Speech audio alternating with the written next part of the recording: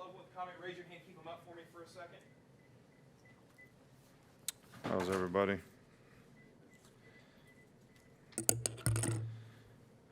Well, first of all, I'll make a comment about practice.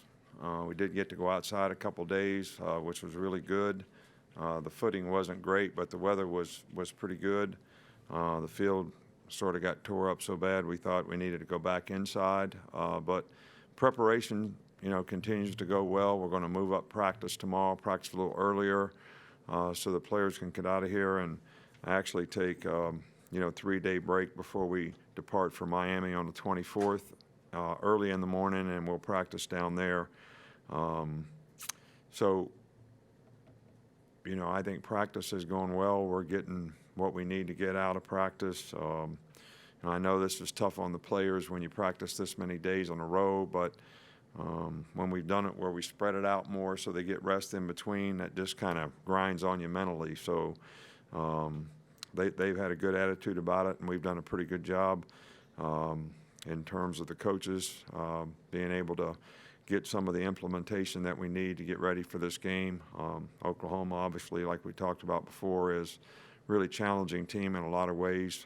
They got a great offensive team, and they score a lot of points, and their defense seems to be able to make plays when they need to. So, we're really pleased with the, signing today. We were able to add 22 players, to the roster. We still have, a few more that may come in.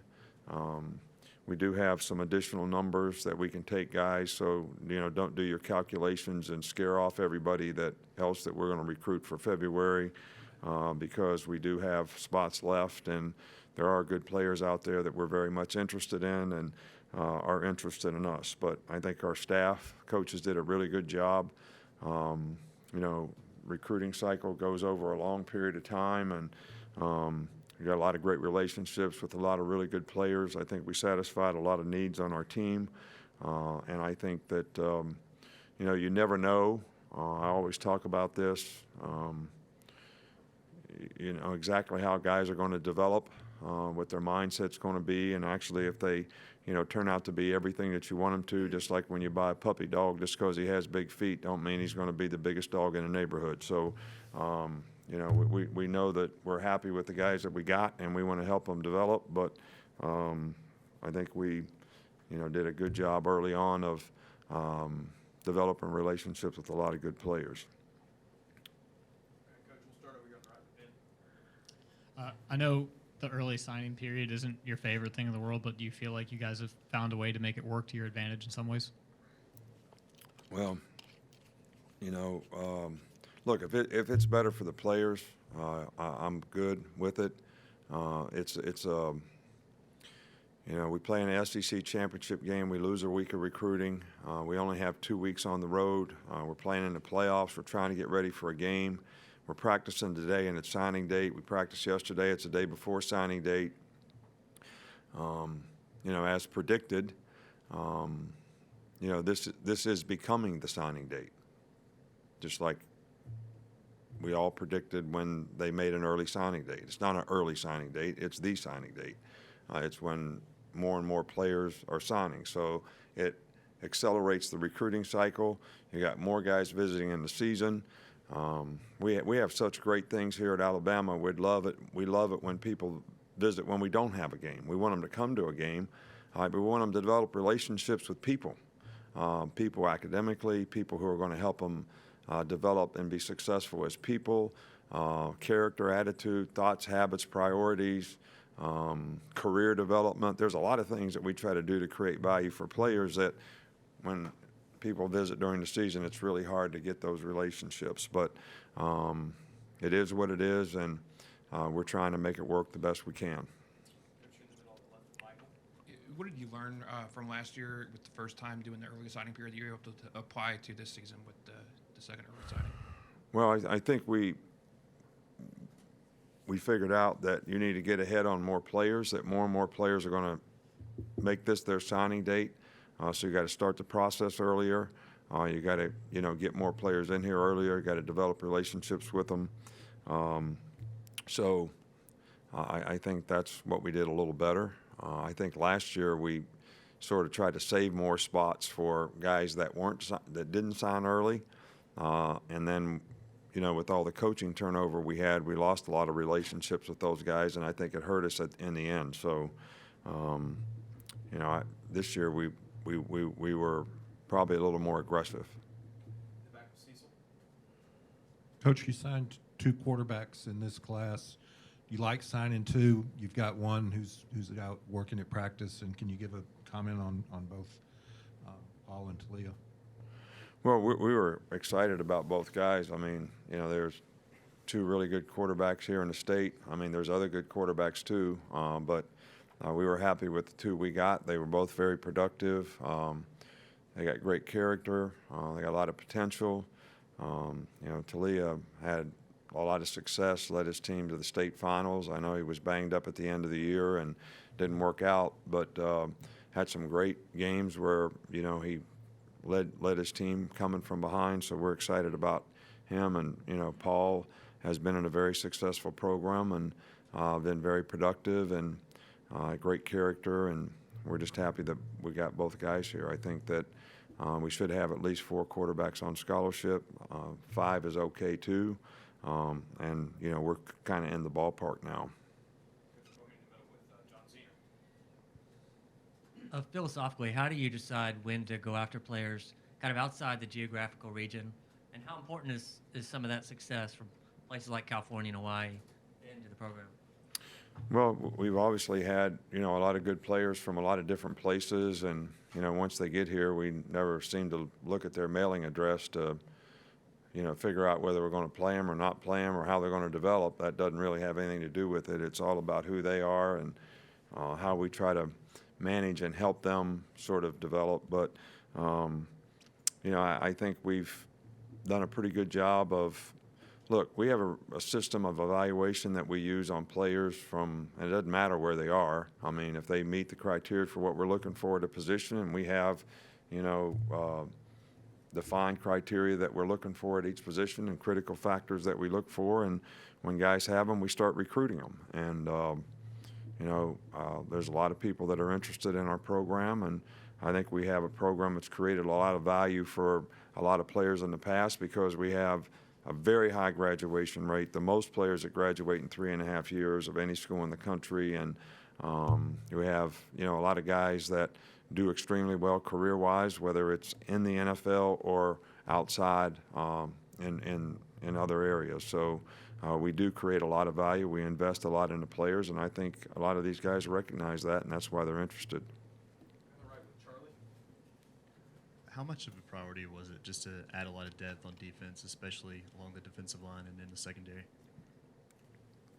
Well, I think it was a very high priority, you know, at all positions, and it's going to continue to be a priority as we continue to recruit. But, you know, we lost a lot of players in the last 2 years. We probably haven't replaced them as quickly as we lost them. So, you know, now we're trying to, and I think, you know, a lot of these players see the opportunity that they have because of that. So, you know, that was very important. Stay on the side with Mark. I wanted to ask you about Savion Smith. How have you seen him grow throughout the year and sort of morph into that defensive player? Savion's done a really nice job for us. You know, I think that, you know, when he focuses on what he's supposed to do and has good eye control and plays with discipline, he's, you know, plays extremely well. And that has improved throughout the course of the year, and that has been very helpful in helping him become a very good player and a very productive player for us. Stay over here with Tony. Got a couple more. I was just going to ask about your thoughts on the offensive line, the class that you were able to bring in this year. Seems like you brought in a lot of offensive linemen. Well, we're going to lose quite a bit, I think, and I think it was important to, you know, have a good class in that area as well, and I think we were able to, you know, to do that. So, you know, we never know for sure right now, you know, exactly, you know, this guy's going out early for the draft, and, you know, we've always managed that when guys are high picks and all that. I think to try to get them good information so they can make business decisions. But we never know for sure, exactly what our needs are going to be because of that. And that can have a significant impact on how it impacts your team for next year. And it seems like every year more and more guys are going out early for the draft. My disposition is I think there was like 118 guys that went out early for the draft last year and something like 18 first round, 14 second round. So that adds up to 32 guys that really legitimately should have gone out, philosophically. So how many guys is that? Like 80-some guys that would be in this year's draft that aren't. All right, so this becomes a cycle of more guys going out, but yet there's guys that got drafted in the third round last year that would be the first guy picked at their position this year, and they would make a significant amount more money. And, those kinds of things you hate to see for your players because they can never make it up. Coach, we'll wrap up with Alex. Two questions, Nick. What impressed you about Will Reichert that made you want to kind of bring him in even when you have some other kickers on the roster?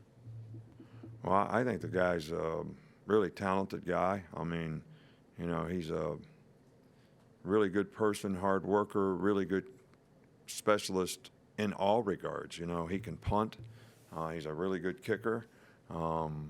He's had great production as a young player. We looked at it as a chance to improve our team, in that area. Given kind of the recruiters the staff overhaul that you made in the offseason, kind of the youth, the energy you brought to the recruiting with the recruiters there, how much was last year's fifth place finish kind of a focus this offseason to overhaul that and become the number one team again? Well, look, we had a lot of coaches on the staff last year that were here for a long time. We lost a lot of coaches and were able to replace them with guys that were good recruiters. So that's always a priority when we hire somebody because I think it's really important to have great relationships and have a lot of energy and enthusiasm and realize the importance of recruiting as a coach. If you don't have good players, you're probably not going to have a lot of success. So I've been very pleased with this staff. I wasn't ever disappointed in any other staff that we had in what we did. Most of the time when we don't get players, I feel like it's as much my fault as it is anybody's because I'm the leader of the organization, and you want to have an organization that attracts the people. I think that, players don't come to a school just because of one guy. It has a lot to do with their position coach, other coaches that they develop relationships with, other people in your organization, whether it's academic folks, medical staff, people in the strength and conditioning program.